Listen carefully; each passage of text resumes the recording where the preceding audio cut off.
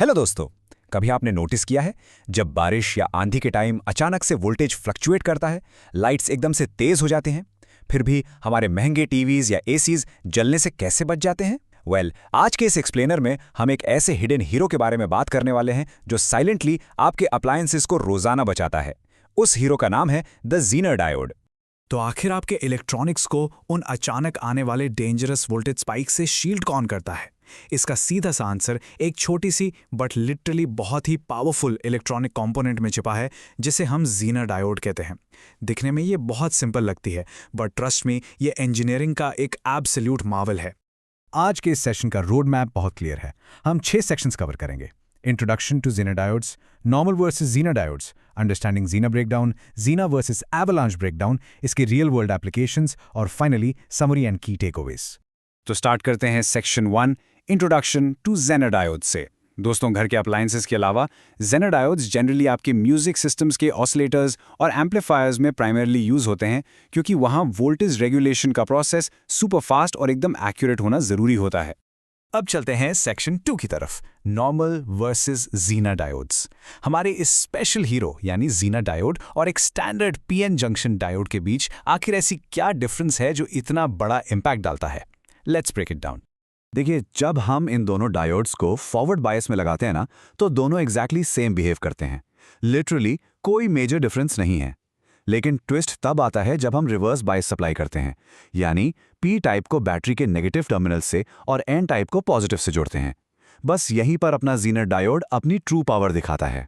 इनके physical structure को compare करें तो एक नॉर्मल डायोड में डोपिंग काफ़ी लाइट होती है, जिसकी वजह से उसकी डिप्लीशन लेयर वाइड यानी थोड़ी चौड़ी हो जाती है और वहाँ रेजिस्टेंस बहुत हाई होता है। On the other hand, Zener diode में हम इंटेंशनली बहुत हैवी डोपिंग करते हैं। इस हैवी डोपिंग का रिजल्ट ये होता है कि इसकी डिप्लीशन लेयर बहुत ही थिन बन जाती है। ये थिन लेयर एसेंशियली एक वीआईपी पास का काम करती है, जो इलेक्ट्रिकल रेजिस्टेंस को ड्रास्टिकली गिरा देती है। And you know what the most crucial part is? The voltage numbers. क्योंकि ज़ीनर डायोड की ये डिप्लीशन लेयर इतनी पतली होती है, इसे इलेक्ट्रिसिटी कंडक्ट करने के लिए सिर्फ 2 to 3 वोल्ट्स का एक छोटा सा थ्रेशोल्ड चाहिए होता है, जबकि एक नॉर्मल डायोड को इस सेम रेजिस्टेंस को तोड़ने के लिए मे बी 8 वोल्ट्स तक लग सकते हैं। मतलब ज़ीनर डायोड में काफी लो वोल्टेज में ही आराम से इलेक्ट्रिसिटी पास हो जाती है। Okay, moving right along to section 3, understanding Zener breakdown. अब हम एग्जैक्टली वो कोर मैकेनिज्म समझेंगे कि जब हम वो स्पेसिफिक रिवर्स वोल्टेज लगाते हैं तो आखिर डिवाइस के अंदर क्या प्रोसेस चल रहा होता है। नॉर्मली एक स्टैंडर्ड डायोड रिवर्स करंट को ब्लॉक करने का काम करता है, राइट? पर ज़ीनर डायोड एक ऐसा स्पेशल टाइप का डायोड है जिसे केयरफुली डिज़ाइन ही इसलिए किया गया है ताकि वो रिवर्स बायस में रिलायबली करंट को बैकवर्ड्स फ्लो करने दे, और वो भी कंप्लीटली सेफली जब एक स्पेसिफिक रिवर्स वोल्टेज हिट होता है। अब उस स्पेसिफिक वोल्टेज पॉइंट को हम ज़ीनर ब्रेकडाउन वोल्टेज कहते हैं, जिसे कॉमनली VZ से डिनोट किया जाता है। बेसिकली ये वो मिनिमम रिवर्स वोल्टेज है जो उस पतली सी बैरियर को ब्रेक करने और वहां फंसे हुए बाउंड इलेक्ट्रॉन्स को आज़ाद करके फ्री इलेक्ट्रॉन्स बनाने के लिए चाहिए होता है। जैसे ही इलेक्ट्रॉन्स फ्री होते हैं, बूम, करंट का फ्लो तुरंत स्टार्ट हो जाता है। और इस पॉइंट पर एक बहुत इंटरेस्टिंग चीज़ होती है।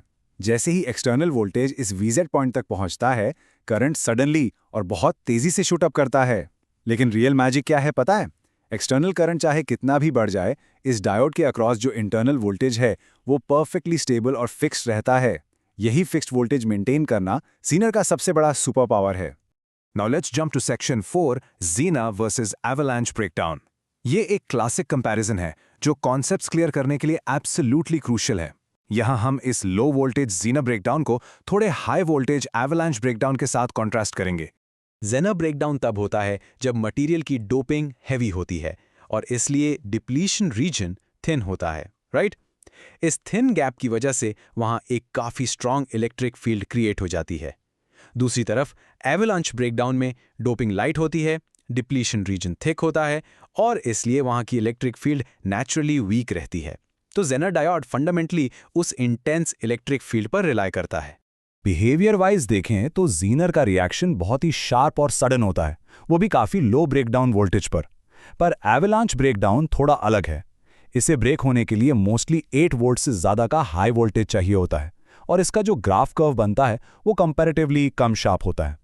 एक और बहुत ही कमाल का डिफरेंस है जो है टेम्परेचर का इफेक्ट।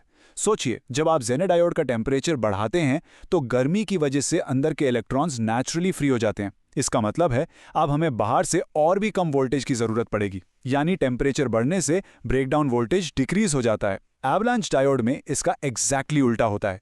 वहां टेम्परेचर बढ़ने पर ब्रेकडाउन वोल्टेज एक्चुअल में इंक्रीज हो जाता है, एकदम opposite. All right, let's transition to Section 5, Real-World Applications. In physics or engineering key theories से बाहर निकलते हैं और देखते हैं कि रियल लाइफ में इस कंट्रोल्ड और स्टेबल रिवर्स करंट का आखिर हम यूज कहाँ कर रहे हैं।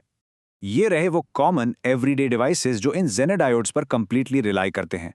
आपके घर के वोल्टेज रेगुलेटर्स जो डायरेक्टली आपके टीवी या फ्रिज को डेंजरस इलेक्ट्रिकल स्पाइक से बचाते हैं, उनका कोर कंपोनेंट यही डायोड है। अगर बाहर से लाइन में करंट अचानक से स्पाइक कर भी गया ना, तो ये सिंपली एक्स्ट्रा करंट को पास होने देगा, लेकिन आगे वाले सेंसिटिव डिवाइस को स्ट्रिक्टली एक कांस्टेंट वोल्टेज ही भेजेगा। उसके अलावा आपके म्यूजिक सिस्टम के एम्पलीफायर्स और ऑसिलेटर्स में भी स्टेबल फ्रीक्वेंसी सेट करने के लिए हम इन्हें ही यूज करते हैं। तो अब इंजीनियर्स इस कंपोनेंट को किसी कॉम्प्लेक्स सर्किट डायग्राम में पहचानते कैसे? It's pretty simple. एक नॉर्मल डायोड के सिंबल में आगे एक स्ट्रेट वर्टिकल लाइन होती है, लेकिन जेनर डायोड के सिंबल में एक यूनिक जी शेप का बार बना होता है। तो नेक्स्ट टाइम अगर आप किसी सर्किट बोर्ड का स्कीमेटिक देखें और आपको ये जी नजर आए, तो आप तुरंत समझ जाएंगे कि बॉस यहां पर वोल्टेज रेगुलेशन का काम चल रहा है। Okay, now we've reached our final section 6, summary and key takeaways. चलिए आज के इस मजेदार डीप डाइव के उन सारे कोर इंजीनियरिंग कॉन्सेप्ट्स को जल्दी से रिकैप कर लेते हैं, ताकि ये बातें आपके माइंड में अच्छे से लॉक हो जाएं। आज हमने मेनली 4 लॉजिकल ब्लॉक्स सीखे।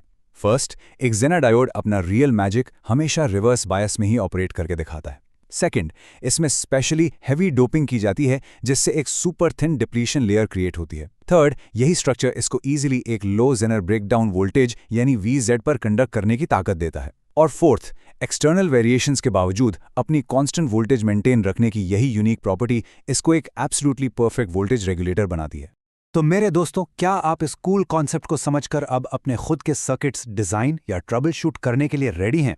सोचकर देखिए, अगर आज सडन इलेक्ट्रिकल स्पाइक्स आपके महंगे अप्लायंसेस को डैमेज नहीं कर पाते, तो उनके पीछे इस छोटे से जीनर डायोड की उस हेवी डोपिंग की ही तो मास्टर क्लास है। ऐसे ही और भी कॉम्प्लेक्स इंजीनियरिंग कॉन्सेप्ट्स को टोटली सिंप्लीफाई करके सीखने के लिए हमारे इस चैनल को अभी सब्सक्राइब करें। अपनी नॉलेज का ये हाई वोल्टेज आगे भी मेंटेन रखिए और हम मिलते हैं आपसे अगले एक्सप्लेनर में।